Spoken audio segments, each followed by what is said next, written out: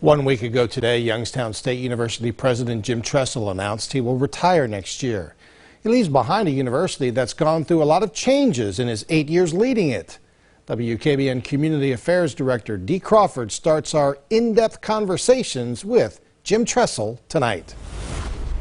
Joining me today is President Jim Tressel of YSU, and recently he announced that he is going to retire, and I'm having a conversation with him today to talk about the last 8 years in that role. Thank you for joining me.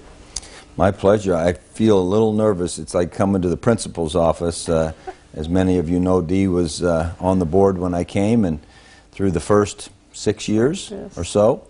And so whenever Dee called, I held my breath a little bit to see what advice I needed to have, and so this is exciting to be here with you. Nothing but a pleasure. Truly an honor as well for me as a graduate alumni from YSU and involved in the community. The presence of Youngstown State University cannot be valued in me more than myself and others in this community. So let's talk about the term there and YSU, pre-COVID, COVID, and let's say now.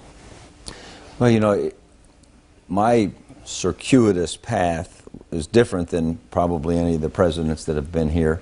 Obviously, I got to come here in 1986 as the coach, and I was not from here. I was from Ohio, Northeast Ohio, had always admired Youngstown State, and when I had the good fortune that Joe Malmisur and the Board of Trustees hired me to be the coach, I got here, and 1986 was an interesting time. It was not that long after the steel mills and all of that. And I just recognized when I got here what an amazing opportunity we had as a football program to see if we could help on this next chapter that the region was having. And it became very apparent to me how important the university was.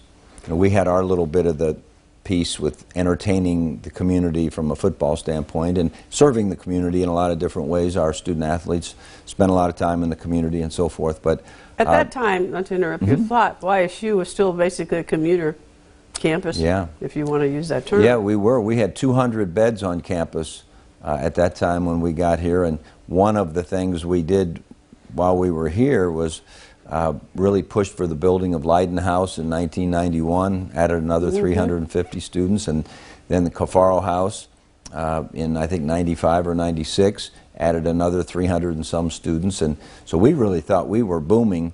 But in my 15 years, it was so much fun to see the university grow in its importance. It was always important, but it became even more important. You know, that takes us to our next topic, which is going to be our next segment. And I want to thank you for joining me, and I'm Dee Crawford, Community Affairs Director for WKBN.